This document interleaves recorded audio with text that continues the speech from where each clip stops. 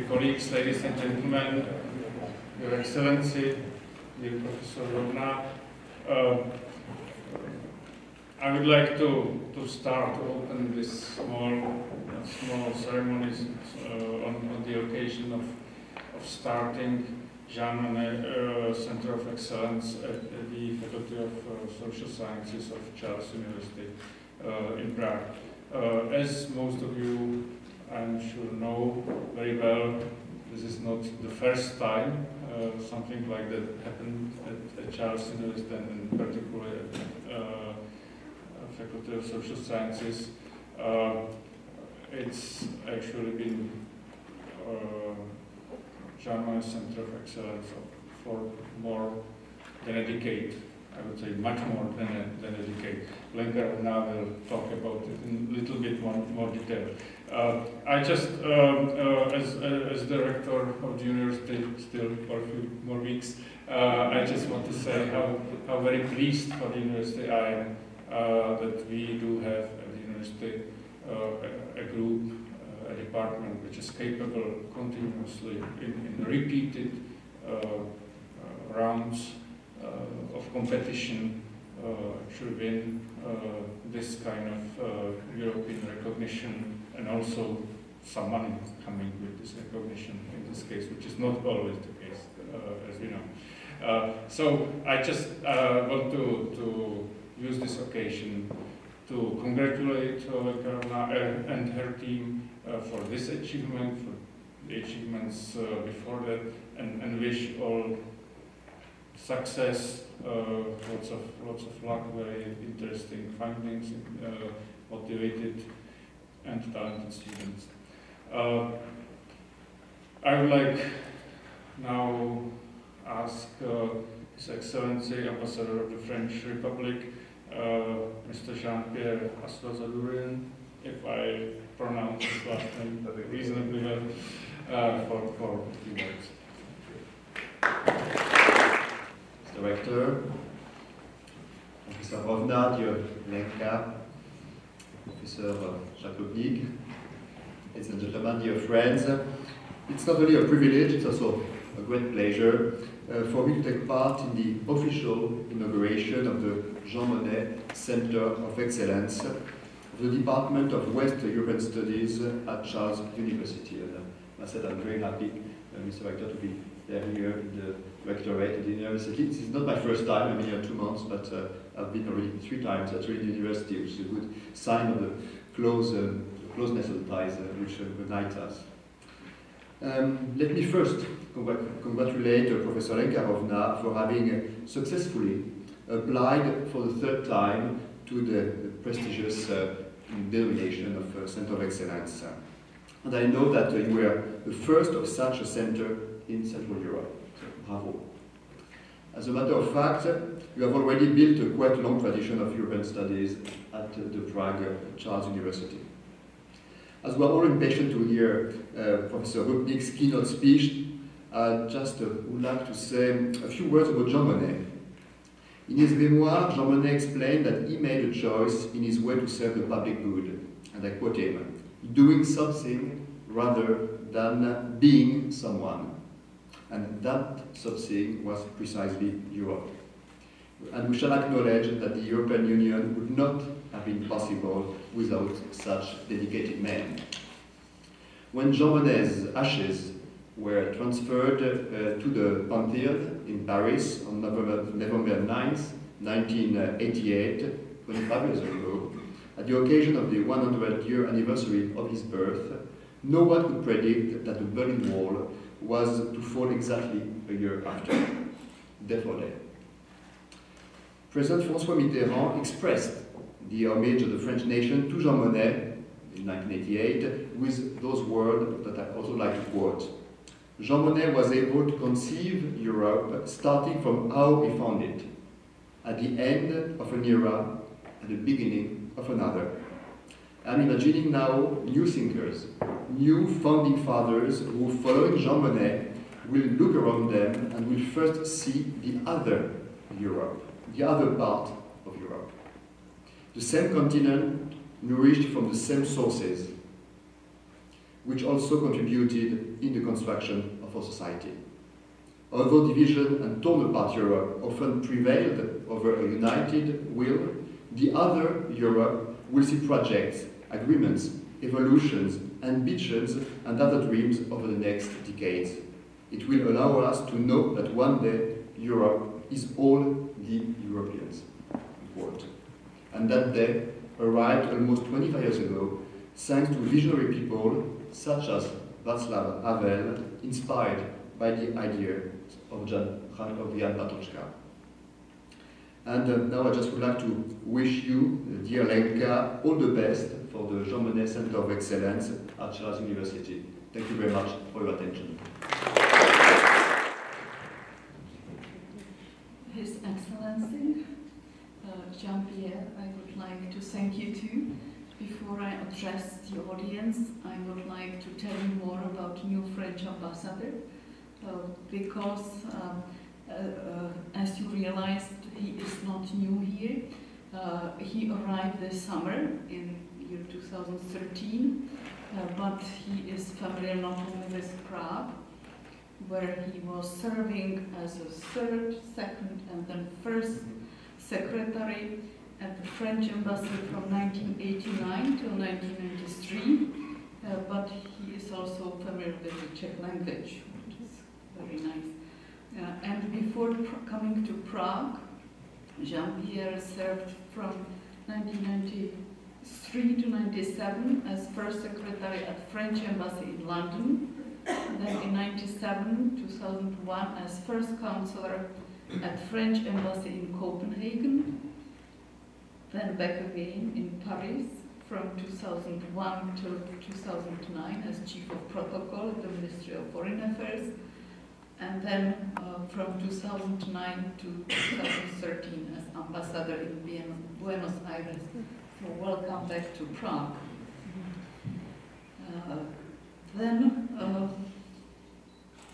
His Magnificency, His Excellency, ladies and gentlemen, dear colleagues, I would like to thank you cordially for coming here today and sharing with us the joy of officially launching Jean Monnet Centre of Excellence in European Studies at Charles University. As was said before, Charles University was awarded the title Jean Monnet Centre of Excellence in European Studies for the first time in 1999. At that time, we were the first center in Central and Eastern Europe.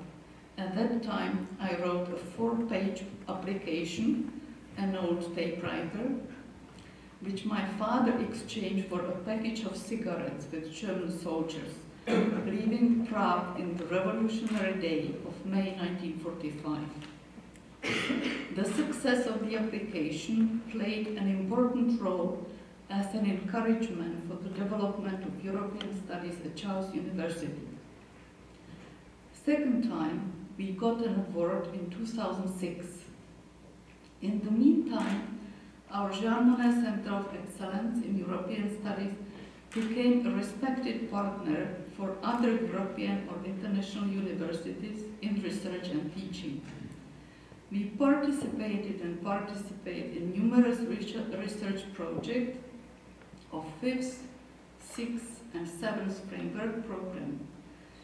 We are also a partner in many other European projects.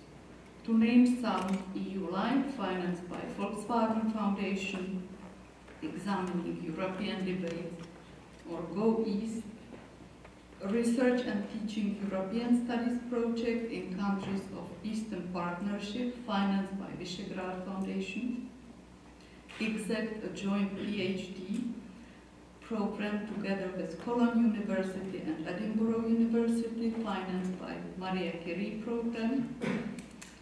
And Jean Monnet Centre of Excellence is also a partner in Masters program, Euromasters and Transatlantic Masters, what is a joint degree. And some of you remember that in September this year we were opening here a joint specialization of Václav Hampl, West Europe Politics and Society, under the auspices of Europeum, what is Association of all these European universities. Our partners there is Paris, Panthéon, Sorbonne, Leiden University and Oxford University. We are just about to prepare a full-fledged joint degree with Paris, Panthéon, Sorbonne, and European Union is also funding the project Pegasus, aiming to establish a joint PhD program with several respected universities such as Maastricht University, Cologne, or Center for Advanced Studies in Vienna. I don't want to overload you with more information. I just wanted to give you some examples of our activities which were encouraged by the label Jean Monnet Centre of Excellence. The last award, Jean Monnet Centre, we got this year, was a result of the work of several colleagues from the Institute of International Studies and the Institute of Economic Studies and the Faculty of Social Sciences, as well as our international partners for several weeks. These were not 4, but 77 pages. The project was highly evaluated as to the content of research. We lost some points due to the fact that, I quote, we were awarded by too many European projects. Fortunately, additional funds were found. The project Bridge, as we call it, we are not going to play cards, but we are officially launching the project today, and it is concentrating on transformation, democratization and Europeanization processes in the 4 Visegrad countries in comparative perspective. The project is using experiences of 4 Jean Monnet Centers of Excellence, and it is my pleasure to welcome here the representatives, all Jean Monnet chairs. Professor Silvia Mihalikova, she is the Dean of the Faculty of Social Sciences at Comenius University in Bratislava. Professor Helena Vlasteneckém, she is Jean Monnet Chair from the University of Economics in Krakow. Professor Tibor Pálinkai, a former rector of Corvinus University in Budapest. And our colleagues and partners from Mohyla University in Kiev are represented here by Assistant Professor Maxim Yakovlev. And the project Bridge will be testing and examining possible usage of experiences of Visegrad countries on the countries of Eastern Partnership. I hope we could help somehow. Renowned professor, mentor and friend for many years, Jacques Rupnik, from prestigious Sciences Po in Paris, leads the advisory board of the project. Before I ask Jacques to deliver his presentation, I would like to thank very cordially to the rector of Charles University, Professor Václav Hampl, for 8 years of cooperation, support and patience with our multifaceted activities. Thank you for all these years.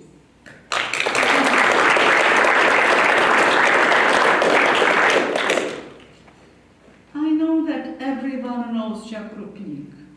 We have been cooperating for so many years.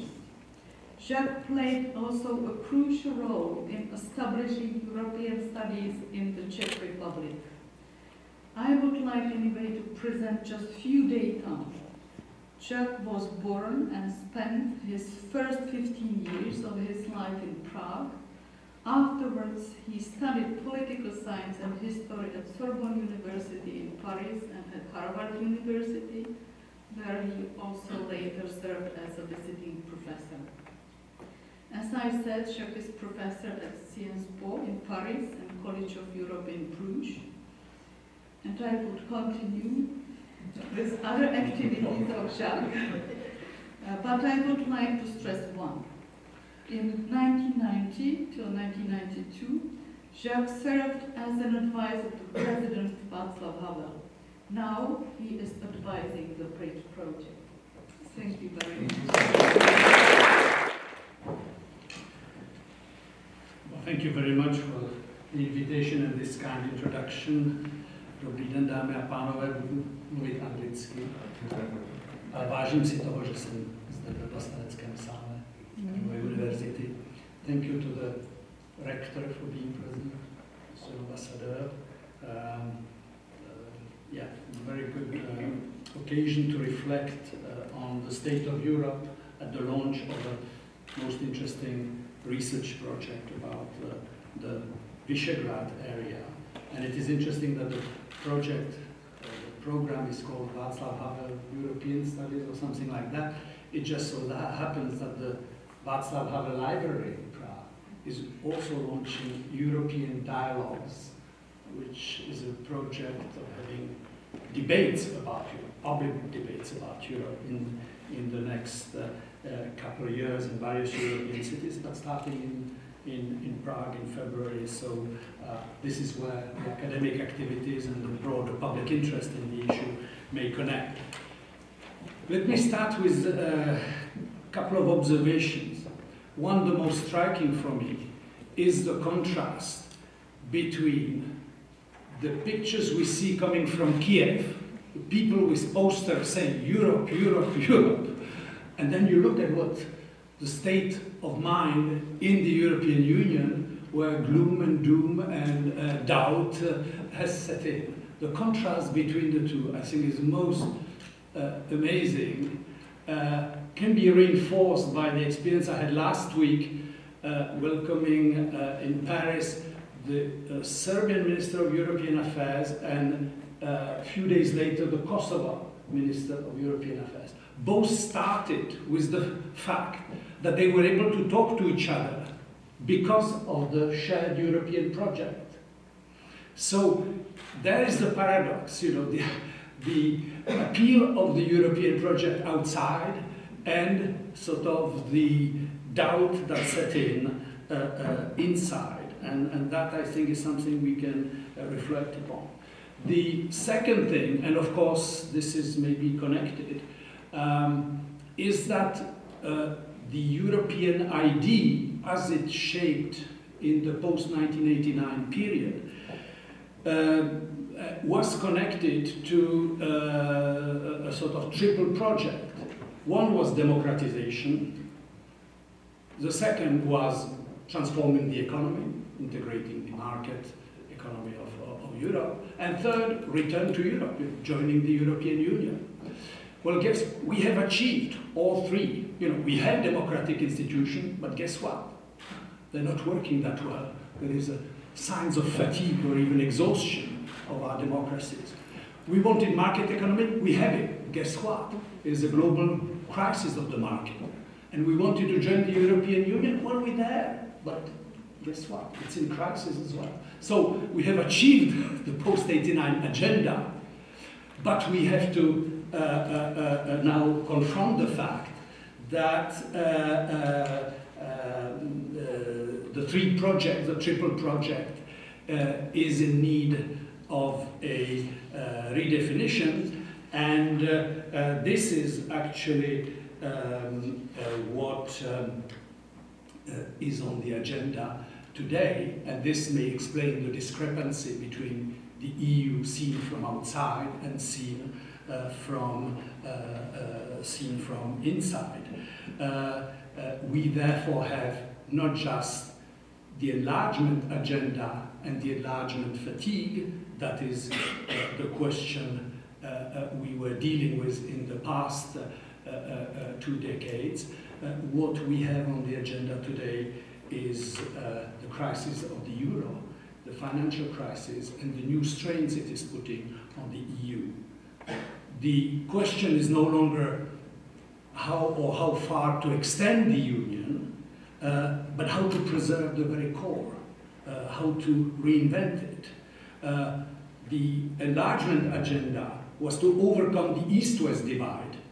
The Euro crisis brings to the fore the North-South divide in Europe. And both impact of the enlargement and the Euro crisis, or if you prefer, widening and deepening, both are redesigning the European project and the political map of Europe. So it is in this sense that we are at a crossroads in Europe, and that important political choices are to be made. They require vision and leadership. Neither is in abundance in Europe today. There are few questions that I would like to address in this brief introduction, which I hope will find some answers then in the outcome of your project, Lenka. The question about the crisis being an accelerator of integration. That was one of the assumptions we had. Well, we no longer can presume that. We now have to, that includes academics, we have to think outside the beaten track. We have to, so to speak, think on our feet. So let me briefly look at the way Europe has been recast through its expansion to the east, then how it is being redefined through the response to the Euro crisis, and finally a few words about the choices facing the European Union, which is another way of raising the question of leadership. I think that with the enlargement, we have entered what we could call the third Europe. The first Europe, that of the founding fathers, familiar to you, I don't have to spell at length. That was the post-war peace project, and that culminated in the creation of the common market, the Rome Treaty, etc. Then we had the second Europe, which in the late 1980s was shaped by the idea of the single market and of the single currency. That was the sort of second great leap forward in European integration. The Eastern enlargement made us enter a third Europe. Not many people were ready to acknowledge it at the time. They thought or deluded themselves by thinking it would be the same but bigger. No. It is a different union, and therefore it challenges some of the models on which we had been not just interpreting European integration, but actually often practicing it. One was the functionalist model, that is, that one step in integration leads to the next step, the spillover effect. You're familiar with that theory. You know, you have the common market, it leads you to single market, that leads you to single currency, and that will lead to political Europe. Well, not exactly. That is where we are today, and political Europe will not happen just as a spillover effect. That is one lesson. The second model that is questioned by the enlargement is the institutionalist model. That is the idea that by tinkering with the institutions, you find answers to the problems. You can improve things, you can find certain improvements. You can even hope for the long-heralded perfect European constitution, which we won't see anytime soon. But clearly we have exhausted that possibility. You know, from Maastricht Treaty to Amsterdam Treaty to Nice Treaty, one treaty all the way to Lisbon Treaty, one treaty after the other. We always improve the institution, and that's how the EU works. That isn't simply good enough any longer for reasons I will return to. So back to, therefore, how the Central European expansion of the EU has helped us rethink the European project before then turning to the crisis of the euro. I must watch my time. Maybe Lenka, she sees I have 5 minutes to go, will raise the yellow card and then the red card to get me out of here. So, the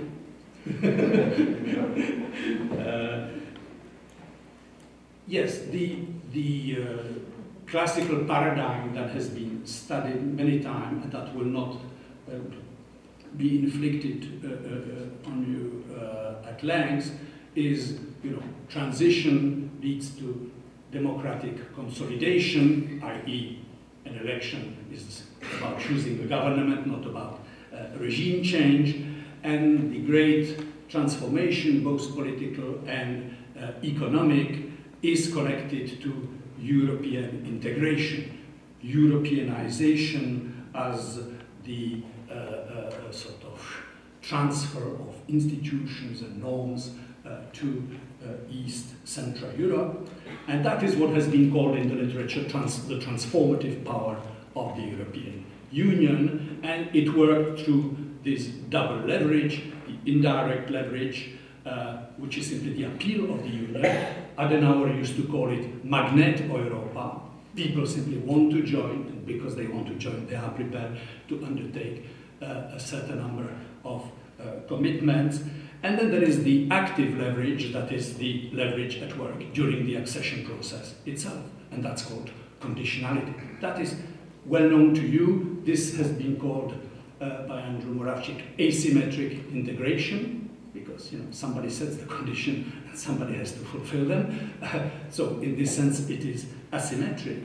But of course you are prepared to take on that commitment because the political costs and the economic costs of non-integration are much higher for the political and economic elites in Eastern Europe than the costs of joining. So that was how the logic of integration worked. This is more important, in my view, than a number of the legal and institutional aspects of it, where the what I call the convergence process or the structural integration. Again, I don't have my PowerPoint, I have it in my pocket, but I could have inflicted on you a number of tables, and they would prove roughly this, that if you look at trade integration, if you look at income per capita convergence, the closing of the gap, you look at life expectancy, travel, consumption patterns, on a number of grounds, you see basically Central European integration into Europe. That was part, not very often spoken about or acknowledged as such, but that was part of the European integration. People always talk about the EU as some kind of unpleasant conditions that somebody is inflicting on us. No, this was part of a larger package which worked that way, and you can therefore see the last 20 years as part of a major modernization effort. There have been a number in East Central Europe in history, through the empires, through the communist system after World War II.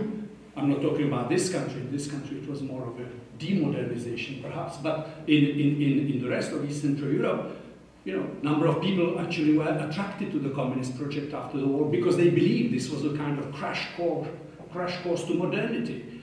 Rough, slightly brutal, but maybe this is how you can accelerate history. Anyway, those past models have failed of modernization. This is the most successful one that we've had. And I'm not therefore glossing over the problems that have been on the way, and including the divides over foreign policy, old Europe, new Europe. Remember that one? The Rumsfeldian moment. The divides over the economic and social model, more free marketeers versus the European continental model, and of course the divide about future and the pursuit of enlargement, with the new members very keen on the pursuit of enlargement to Turkey, Ukraine, and other desirable places. Today, the emphasis is more on integration capacity, and yeah, not many people openly talk about further prospects of enlargement beyond the Balkans, except perhaps the Romanian president, who used the moment of the Vilnius summit, as you have perhaps noticed, to announce that the best way to integrate Moldova, also known as Bessarabia in Romania, the best way to include it in the European Union would be through annexation to Romania. So, you know, you talk about fast-track integration into the EU, it's called annexation in Romania. Okay, this is an unusual case, and I will not dwell on it. What are some of the lessons or issues that can be of relevance that are sort of caveats, or at least questions, which hopefully the project may address as well? One is that attempts at extending what I just described, the Central European pattern of integration, through the neighborhood policy further east, is highly problematic, partly because the conditions are different, these are different places, and because what is on offer is different in the neighborhood policy. The conditions are different. Well, in one sentence, the further east and south you go, the more difficult it is to use your transformative power. And the question of governance are certainly a major issue there. So this is, if you want, when wider Europe becomes wilder Europe, it's simply different. It's simply slightly different environment. The second, of course, is that what is on offer is different. You hope to have normative transfer to the periphery through various inducements, such as opening of the market, assistant funds, mobility, more visas, etc., but without the promise of inclusion. And therefore, what was key in the Magnet Europa that I referred to is missing there. Therefore, your leverage there, your capacity to use your transformative power is of a very different kind. So this is one of the things to ponder. Secondly, the role of the EU as an external democratizer is being questioned. It works very well until you join. It becomes problematic after, as we can observe in Romania, in Bulgaria, and above all in Hungary. So, you know, the paradigm, transition, consolidation, Europeanization, European integration, that worked neatly, that paradigm. It only works until you join, and then it becomes much more difficult ballgame, and you have greater diversity of situations. You can have regression, you know. In 1927, Oskar Jászai, the Hungarian author, wrote an essay about regression in Hungary at the time. He was meaning the Haughty regime. Well, I'm not making too quick historical comparisons, but the idea of regression as a possibility is something we have to bear in mind. Finally, the third problem is public opinion. You look at European public opinion today on the question of enlargement, the latest Eurobarometer, you discover that, you know, majority, 53% in the whole of the EU, is against the pursuit of further enlargement. 50% in the Czech Republic against further enlargement. The figures are much higher, they're the highest in Germany, 75%, in Austria, Holland, France, it is around 70%. So this is now a serious problem. The end of the permissive consensus in European public opinion about the pursuit of enlargement. And of course, why, you ask, why did that happen? That has to do with the crisis that we are experiencing in the European Union today, the economic, financial, the impact of that crisis.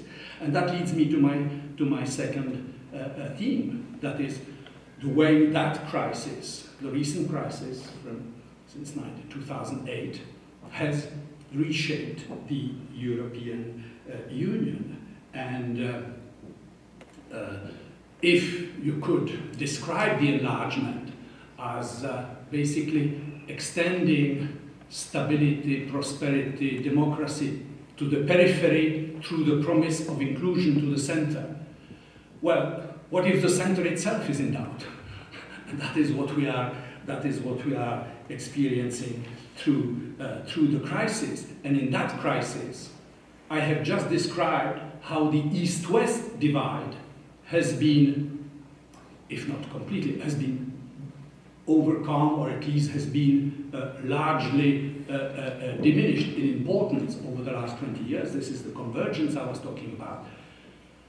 We have a new divide, the North-South divide, that came to the fore through the crisis. And we have actually interesting way for East Central Europeans to position themselves in this crisis.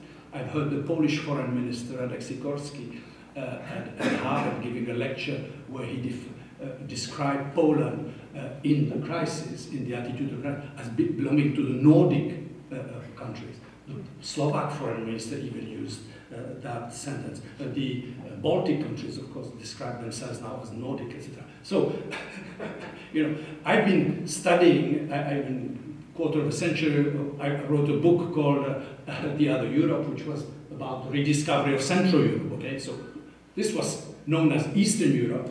Okay, no, we are Central Europe, you know, get that right, you know, read Kunde, Central Europe, this is the motto of the day. Okay, so finally the Central European idea prevails, and then everybody discards it because everybody wants to go west, everybody wants to be just Europe. And so you become just Europe, etc. Now the crisis comes and Europe is divided north-south. No, we are Northern Europe. You know, we haven't moved anywhere. It's still the same place, the same country, the same patriotic home, etc. But, you know, we have Eastern Europe, Central Europe. So, okay, the crisis is reshaping the mental map of our continent and of European citizens. It also,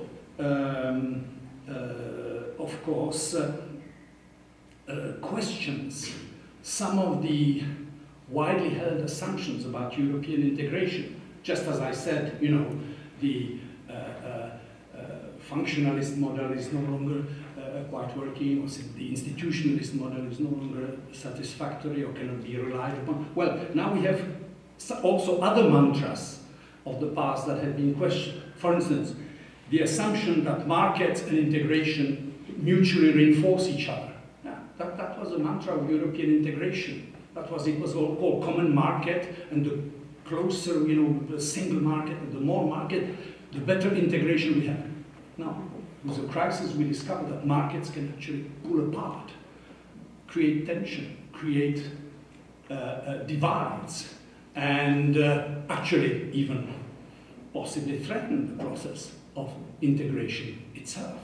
So, and this happens at the very core of that integration process within the Eurozone. So this is I think, of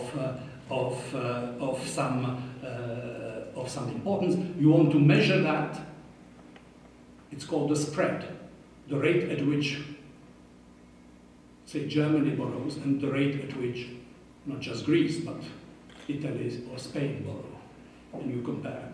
That gives you the measure of the gulf, of the divide between North and South, and that is what is at play in trying to keep the core of Europe together. The second mantra that is being challenged is the markets and democracy. It's not just markets and integration, but markets and democracy.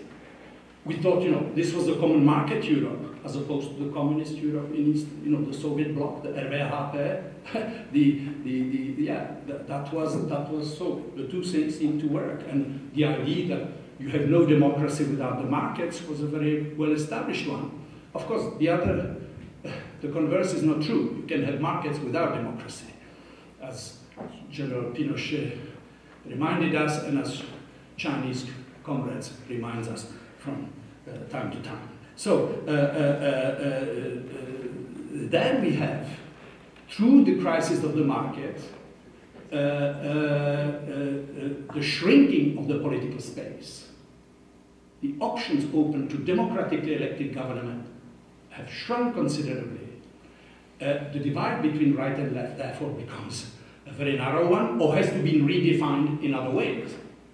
No longer through the way it used to be, now it's no longer through social issues, but through societal issues. Because a different way of creating political identities. Anyway, what this has created, if the mainstream political divides have a space that has narrowed, that creates two options. Either you say there is no alternative, there is only one policy to be followed if you want to satisfy the pressure of the markets, and that is basically you have the technocratic answer, you bring in the experts, you bring in Monti in Italy, or you bring in the central banker in Greece, etc. Whatever it takes, you bring in the technocrat. And the technocrat has the answer because he has policies without politics. He says it's not a right-left issue, there's only one policy. And that emptying of politics creates the opposite reaction from the populists, who want to bring back politics and they don't care about policies, of course. That is how the crisis has reshaped the relationship between markets and democracy. And this is not the moment to do so, but many discussions in Western Europe in particular about the nature of the current crisis of democracy. That tension between North and South in Europe is not just AAA Europe, if you want, in the North versus the indebted countries of the South. It is within European states as well a similar problem. Look at Spain. Catalonia wants its referendum on independence. Look at Belgium. Look at Italy, still divided north-south. Look at the Scottish referendum and the UK exit from Europe as a referendum process. Anyway, you have there, as a dominant issue in Europe, who pays for whom. And that it's accounting, the accountant's approach to Europe, as opposed to democratic accountability, which would be the positive way. You have the accountant's approach to European integration. And in that context, the national fallback on the national selfishness tends to prevail. That leads some observers to say, well, this tension is unmanageable, can lead to unraveling, dissolution. I've attended last year 2 conferences in Vienna at the Institute für die Wissenschaften von der Menschen, organized by Ivan Krastev, comparing European disintegration with the breakup of the Habsburg Empire, with the breakup of the Soviet Union. Anyway, you can always, but it is interesting. People no longer study just integration, they also study disintegration. So that is always a sign, that there is perhaps more in it than simply the excitement of, breaking a taboo. Others, and I feel obviously closer to that position, feel that this situation is, of course, a major challenge for the European Union to complete its integration process in moving into the political sphere as well. Because when you discuss the euro crisis and as a solution the need for not just a banking union but convergent budgetary oversight, that you need a fiscal convergence, etc. When you're discussing that kind of area of thing, you are at the heart of politics. You are at the heart of democratic politics. No taxation without representation. That is the basis of democracy. So if you start talking about fiscal conversion or about right of oversight by other Europeans of the budget voted in your national parliament, well, you are at the heart of the democratic process. And therefore, you have to think democracy, multi-level democracy, on a European level as well. Call it whatever you want. I will, for short here, call it the logic of federalism. And you read the Van Rompuy speech of paper, you read the task force last December, which included a group of foreign ministers, even Barroso talking now about the Federation of Nation States, which actually is not his phrase. That was Jacques Delors 20 years ago or something like that. Anyway, this is the way, this is the other option, unraveling or this direction. None of this, and I say that as a supporter of that option, but none of this has a chance if you simply rely on the spillover effect. It will happen because one thing leads to the next. No. And it will not happen simply by minor tinkering with institutions. No. Forget about two models I had mentioned. The move in that direction can happen under two conditions. One is you address directly the question of democratic legitimacy, and secondly, you need the vision and leadership to actually take you there. As I said, you cannot have fiscal budgetary convergence without political dimension and without democratic legitimacy. Václav Hampl addressed this question in a speech as president, coming to Paris in March '99.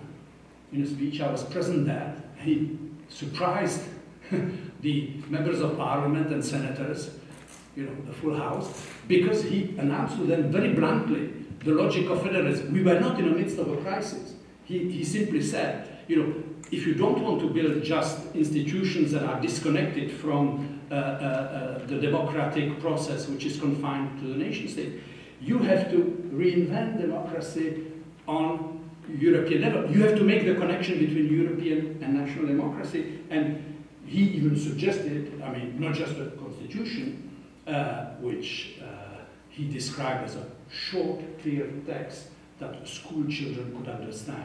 Compare that to the thousands of pages we have seen instead. But mainly, he even suggested that there could be a second chamber of parliament, of the European Parliament, where elected representative of members of national parliaments could sit, you know, head of budgetary committees, for instance, from national parliaments, would be part of that democratic oversight.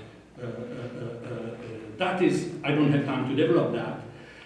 That is the direction, but it has one snag. The public opinion in the European Union right now is either very skeptical, hesitant, or facing the challenge of populist, xenophobic parties who are both anti-immigrant and anti-European. They now combine the two.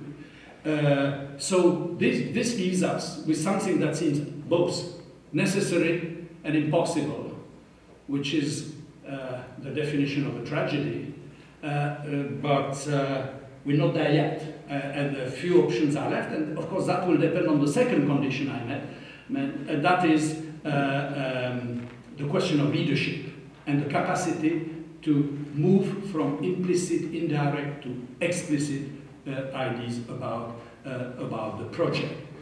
The founding fathers, okay, I understand, they were federalists, but they went into the indirect method, you know, rampant federalism, build a common market, economic interdependence. One day it will lead to other things. Then we had the crisis.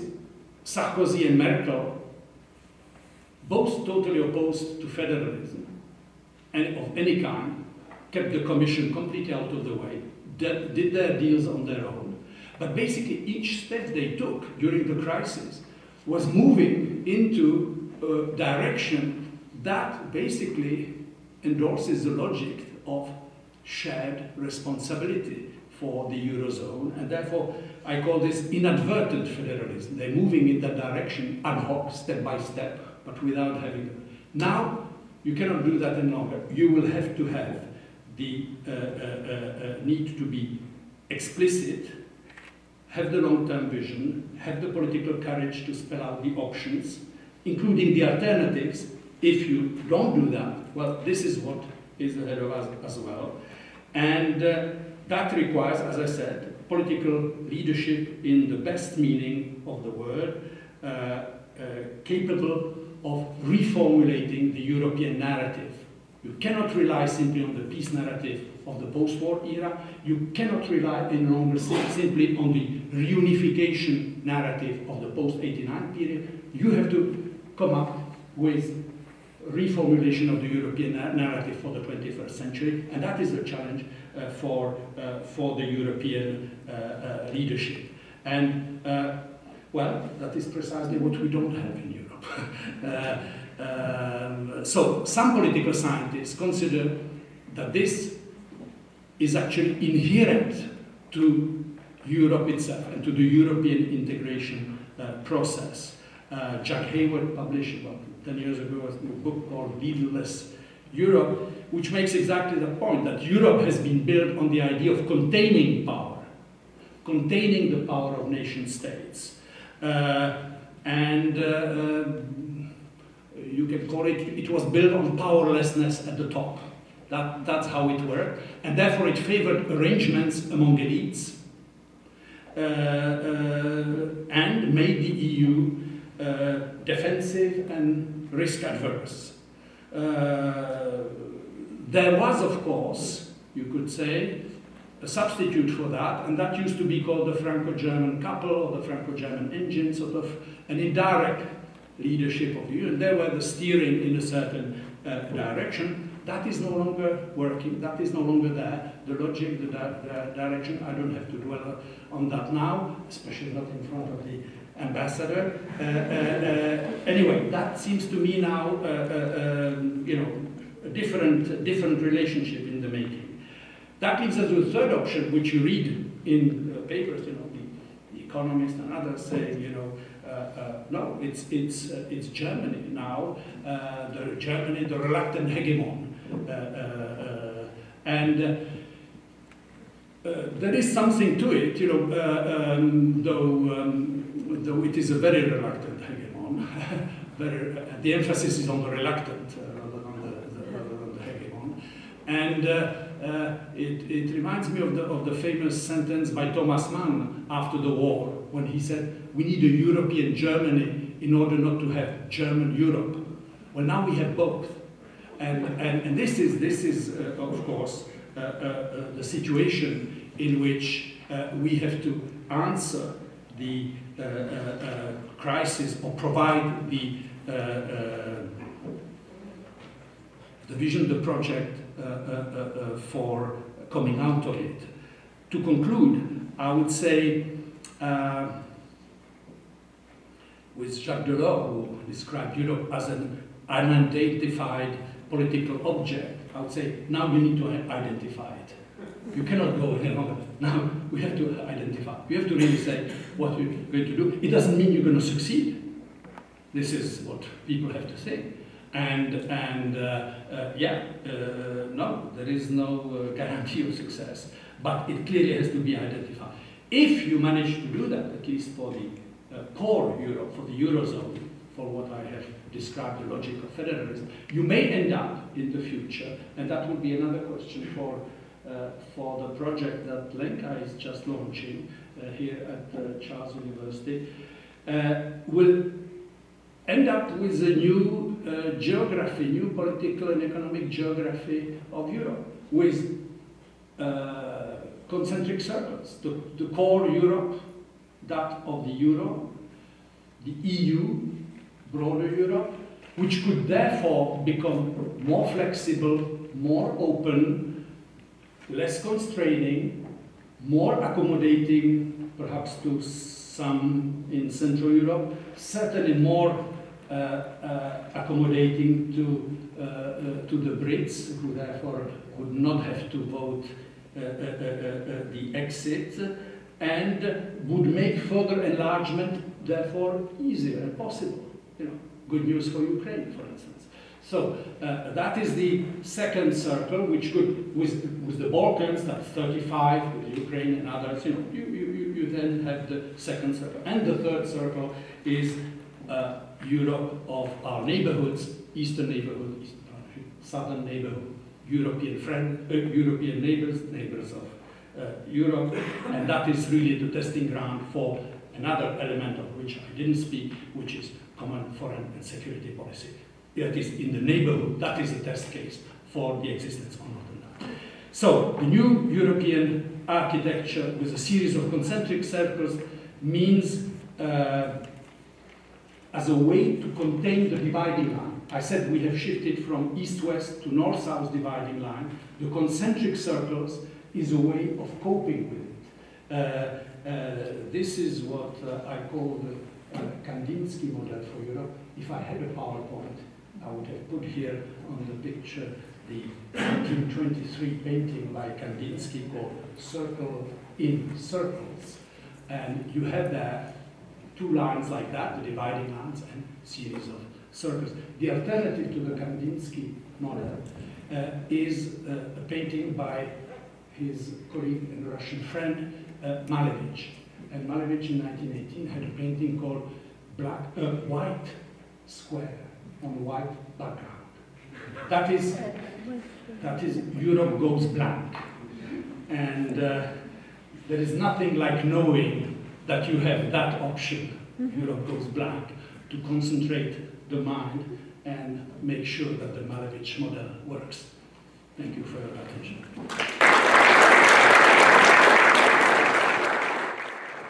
Thank you, Jack, for a very interesting, very inspiring, but a bit sad presentation, because you made a very interesting and truthful analysis of the present stage. You showed us also the ways out, the possible ways out, and then you concluded that they are not possible or difficult at least. As to the PowerPoint presentation, I'm very sorry because we were communicating several times about having here the projector. Yesterday we agreed it will not be there, but then at the embassy that we will not have it here, even though that the organizational department at Charles University was ready. But on the web page of the project, there will be video presentation, and then we may kindly ask Jacques to give us the presentation and place it there, that you can enjoy the white square and white board background. Yes. But we have got, before we get a glass of wine, we can have a debate, because there were many questions raised. And I would like to ask you to present first your name and then pose the question, please. It's always difficult to have the first question. You were speaking about the institutional reform, and so when we were thinking who was the winner of Lisbon Treaty, then all the time we were considering that this was European Parliament and that this was the European Commission which lost. But as you said, now with closer economic cooperation of the countries of Europe countries, now this is the Commission which is getting more power, controlling power. So it's also interesting how the crisis is changing unintentionally what was already negotiated in Lisbon Treaty. But as you said, the treaty that is not giving answers for the present situation, but there is no possibility at the moment to do any big institutional changes, because there would not be a consensus. But I think that there are... Yes, if you can. I don't think anybody is ready for a new. Let's go for a new treaty for the whole of Europe. 28 countries. unlikely. There may be a case for a more restricted, and this could be sort of intergovernmental treaties for the Eurozone, for the countries of the Eurozone, that would create the conditions, at least for them, to enter the process that I alluded to. That will not be easy either, incidentally, but at least it's a more restricted proposition. You know, only about half as many players, so you have a slightly higher chance of succeeding. Professor Potůček, Charles University. Good afternoon to everybody. Thank you very much for an excellent presentation. I guess that we should now remember what was the situation in the 90s in the Czech Republic and in other Visegrad accession countries at that time. What was the condition for great support for joining the European integration? I would characterize it as a hope for better life for everybody. Population hoped that joining the European Union will bring them, let's say, similar or comparable living conditions as we saw in Germany or in Austria. But the architecture of accession was different. What was the architecture of joining the EU? First, to have political democracy, democratic institutions. Second, to have market economy. And the third, to be able to absorb the European law. These were three main conditions of accession as were put in this asymmetric model in Copenhagen criteria of accession in 1993. Okay, so we were able to join the European Union with prevailing support of the population. What we see now? We see that unemployment is on the rise, that living standards in the Czech Republic are stagnating. We see increasing differences between rich and poor in all but some European countries. What does it mean? It means that, of course, the political legitimacy of the European integration is decreasing. So that perhaps I would say that problem with the definition of the integration was the lack of social dimension. So everybody took for granted that with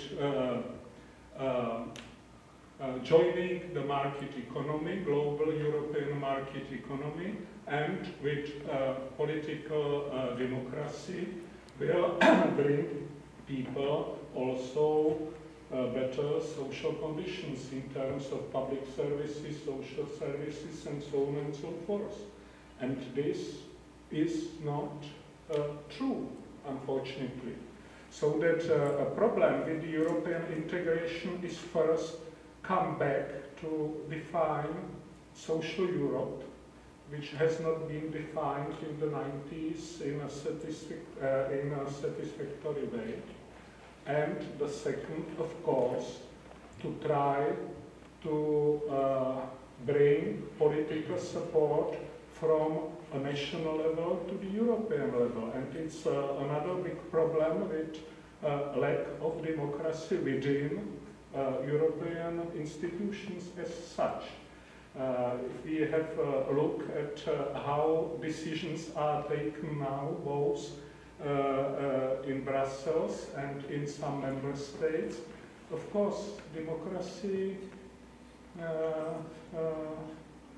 is not full, at least, and I will be very careful in my characteristics of the present situation. So the challenge is increasing, challenge is very big, answers are not known yet. And I am very glad that we will have the platform to discuss it and perhaps to come to some suggestions for real European political leaders.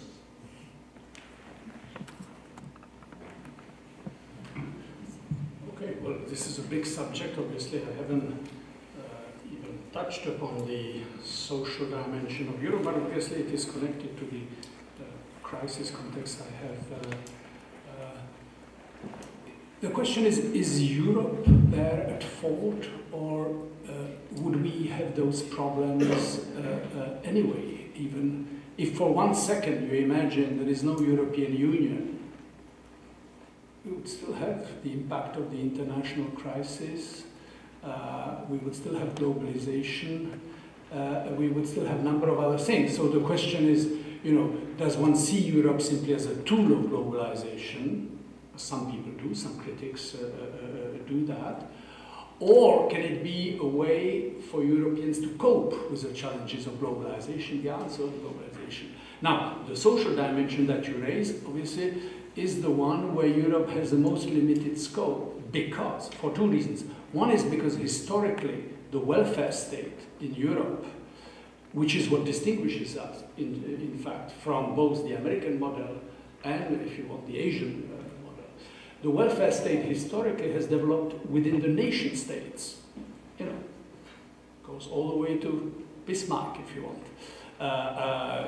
And in post-war Western Europe, it was very much, you know, part of the European process, you know, consolidating democratic Europe vis-à-vis communist Europe in the East, but it was a nation state that was okay. It was not a European policy as such.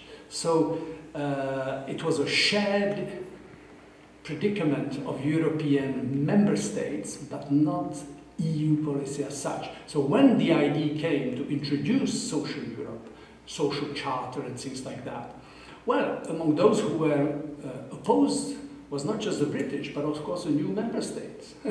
The candidates then, they were all against it, just as they were against any fiscal convergence, for understandable reasons.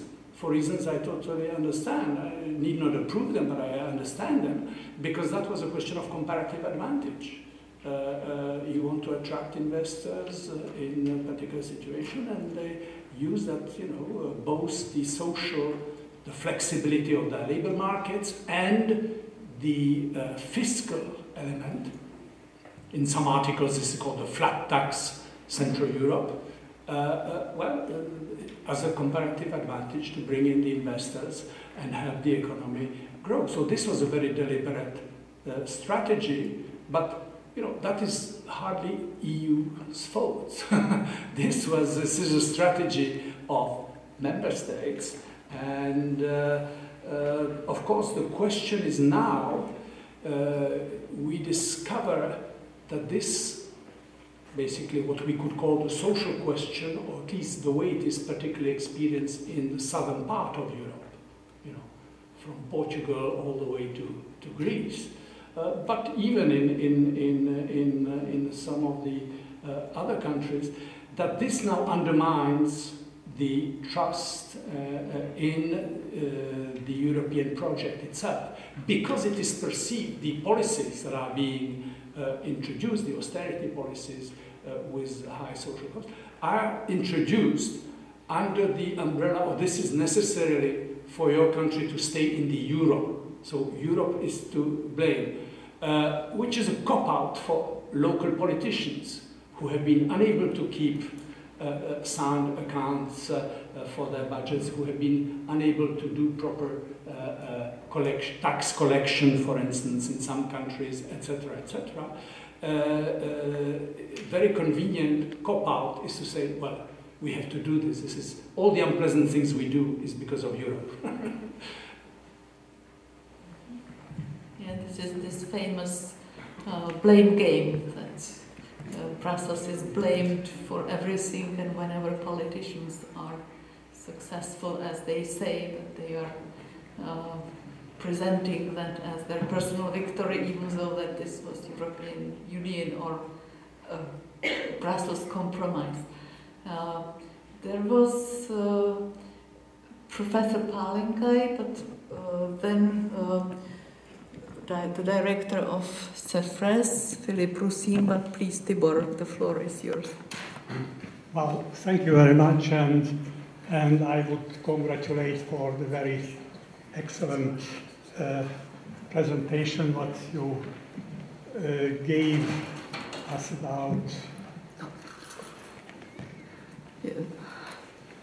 We are sorry, but both His Excellency and His Magnificency, they have to leave us, but well, so sorry, I would like to congratulate for the excellent evaluation of the European situation. You were talking about the spillover problem, and that's true that, you know, in a direct sense we can't no longer speak about this, but we experience a certain creeping, you know, federalism. Even I can tell a creeping federalism. If I take, you know, the new measures of the European governance, economic governance, control of budgets, national budgets by the Commission.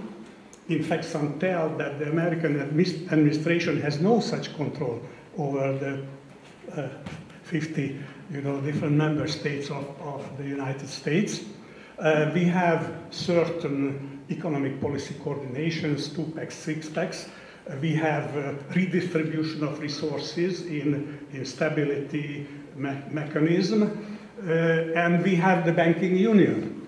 And these are really a certain sort of increasing the federalist type of governance. I'm not a federalist, but I think that this is the solution. I think that Europe never would be a classical federalism. It would be a certain sort of federalist type of organization, and we should go, in fact, toward this discussion. There is toward this direction, and there is one question which is not yet really, and I'm interested about your opinion, addressed, and that's the common budget. The euro has been saved, on a certain sense, so far by these measures. Because the crisis is fading away, so now we are, in a certain sense, over a direct threat of collapse of the euro. But many things, and I am convinced that the real consolidation of the euro would need a real budget, a real European budget, and we are very far away of it.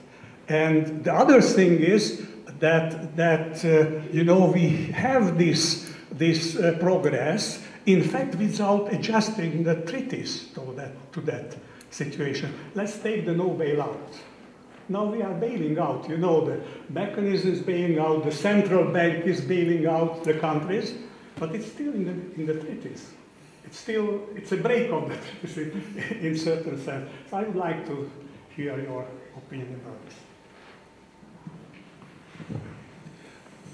Well, I'm sure you know about the subject more than I do. I mean, the economic and financial measures that have been taken, but I agree with you that they all move us into this, if you want, federal direction or political. Simply, somebody has. This would be my point. You can take measures such as, you know, banking union, or move towards you know, stricter supervisions of budget deficits of member states.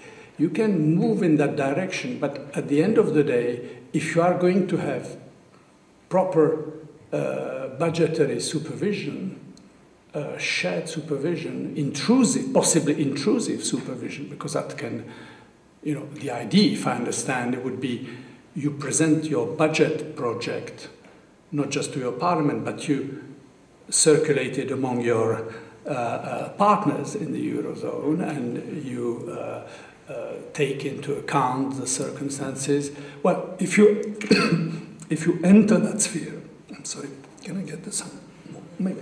I think that it is. Sorry.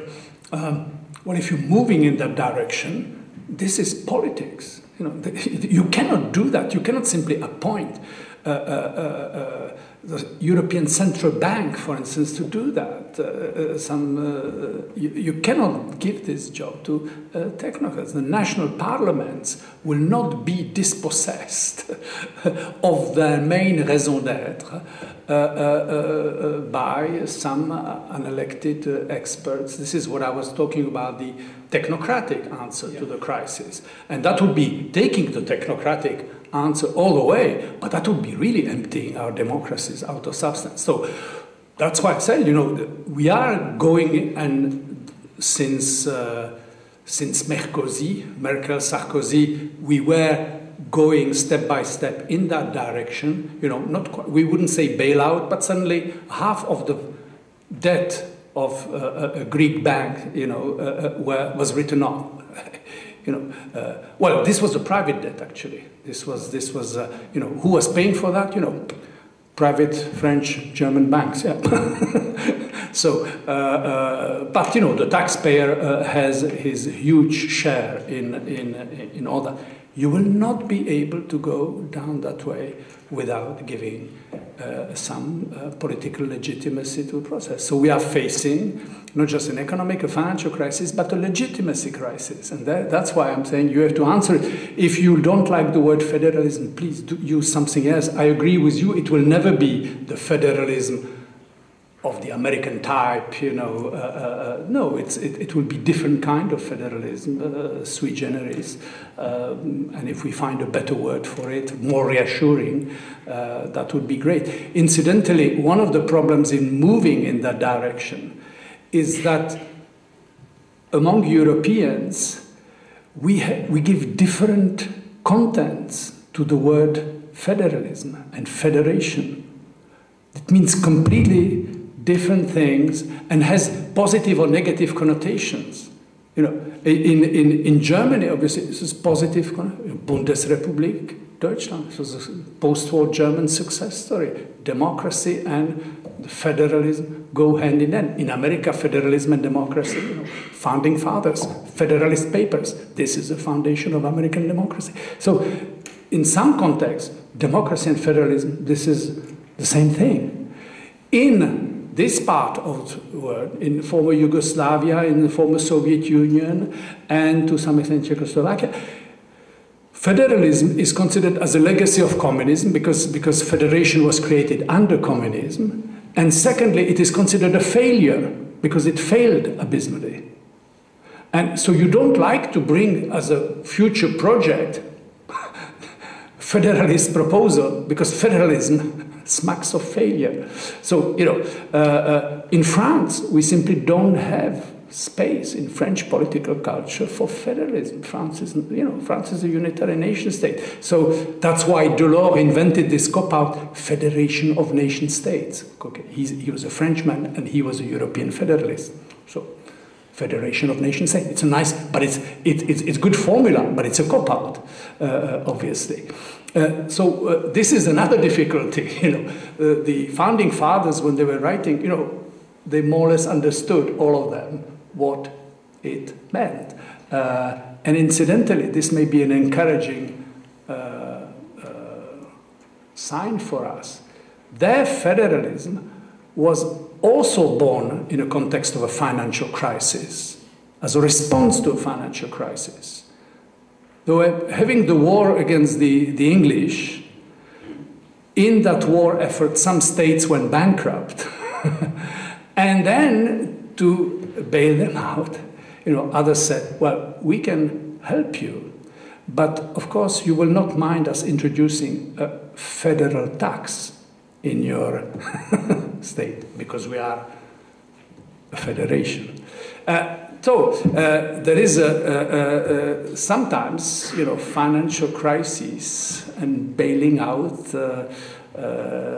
member states can be a way to federation, but it doesn't happen spontaneously. This is what I'm saying. You know, we need to spell out the problem. We need to address the question of democratic legitimacy, and we need leadership for that. You know, where are our founding fathers? Still looking. 3 years ago in this very room we had a conference, and this was another Jean Monnet project we held about federalism. And so we were debating different definitions, approaches. We had here political scientists from the United States, Gary Marks, Lisbeth Huche, and then also colleagues from Canadian universities. So for some, federalism is decentralization. But when we are speaking about federalism in some European states, it means more centralization, and that's why there is opposition. It's a misunderstanding. I mean, it's of course centralizing some things. Like if you have the same currency, you cannot simply pretend that we all have same currency, but everybody does what they want with their economy, their budgets, and everything else. Remember the argument, the Czechoslovak argument, when Mečiar proposed the Czechoslovak Maastricht?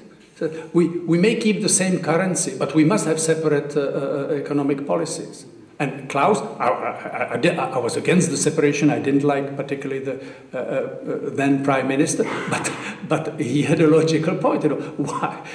If you have a common currency with two opposite economic and financial policies, this is one side is as a guarantor for the irresponsibility of the others. No. So yes, shared currency means you actually share certain commitments, certain transparency, and certain democratic process. But that is not incompatible with decentralization, subsidiarity, as it's called in the European. I think what Europe needs is to get away from regulating things it doesn't have to regulate.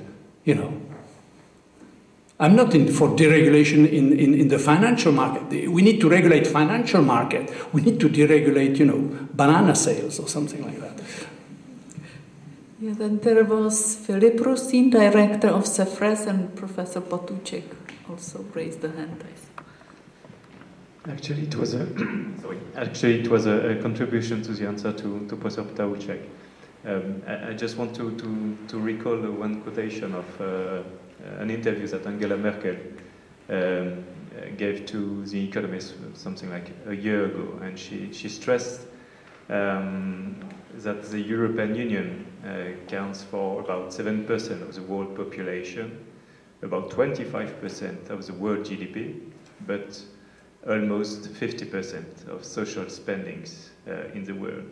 So I think that our problem is rather a problem of how to boost our economic growth, because we didn't have any problems during the 50s, 60s, 70s to build quite generous, quite strong, quite efficient welfare state. But the problem is how to keep it, how to make it more efficient, facing the major stake, which is actually aging population in the European Union.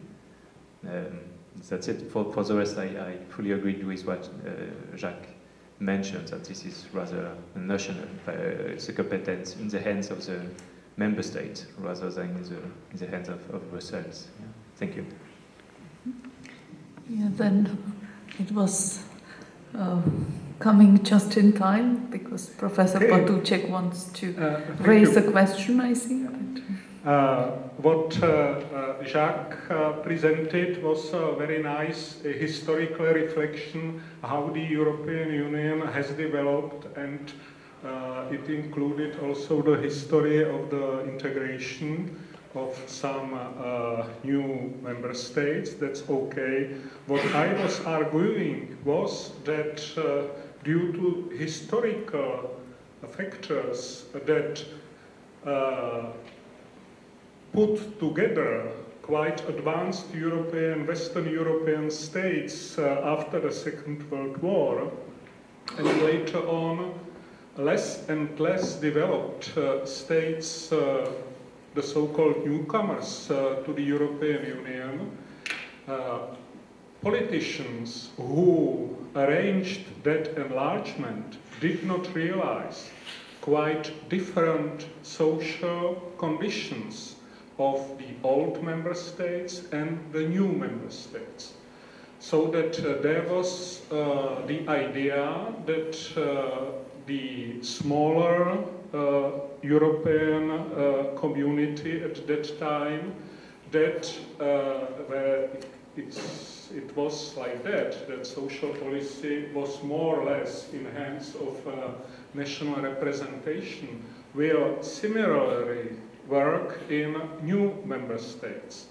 And this condition was not materialized during the 15 years of, or 10 years of membership within the European Union in the new member states.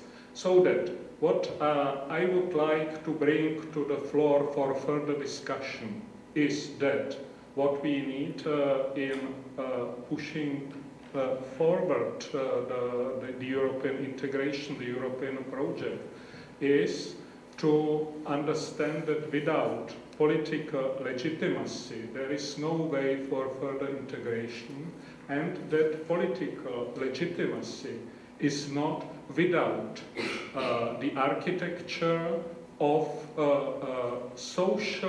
developing social conditions for European citizens that will brought not only from the national level, but also from the European level. So it's a big question mark, of course, due to all factors that are within the European Union as it is and outside the European Union as it is. But without that, the European project is too fragile to survive. I'm sorry to say that.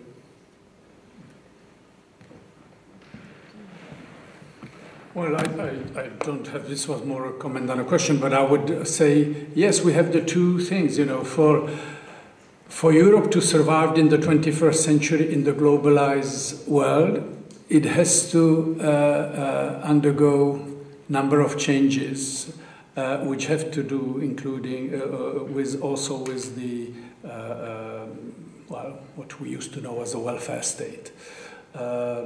So it has to change. On the other hand, it is also true that the political legitimacy of the project is conditioned on, on a process which is connected to a social dimension to which European citizens, you find this in all the surveys, are very strongly attached. And this is not impossible, because look at the countries where the welfare state is most developed.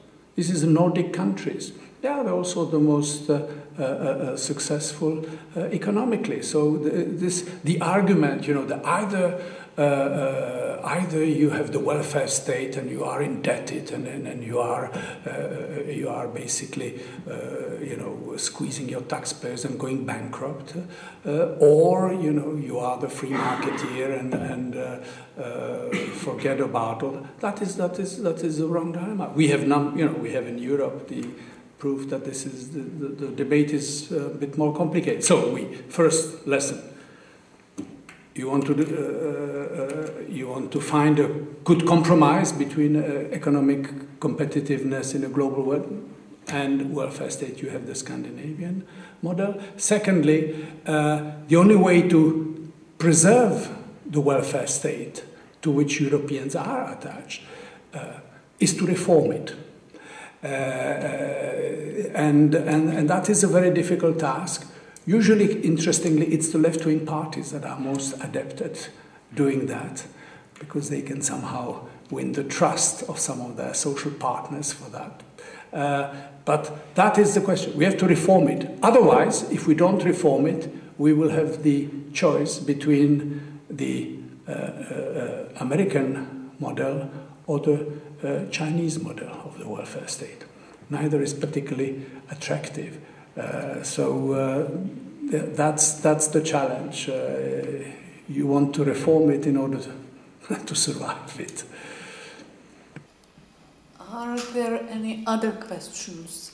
Because I was thinking that the time is running. We are a bit ahead of time, but with our international partners, we had a long debate, and with Jacques before preparing the project, because this is a 3-year project. And this is also time when I think we have also other ideas we are thinking about, because the end of the year is approaching and also Christmas holidays. If you agree, then I would like to thank Jacques for his very interesting lecture and very interesting debate, and I would like to wish you all the best, to have Merry Christmas and a Happy New Year, and I would be very happy if we are going to meet again at different opportunities, and I would like to invite you for a glass of wine. So thank you very much.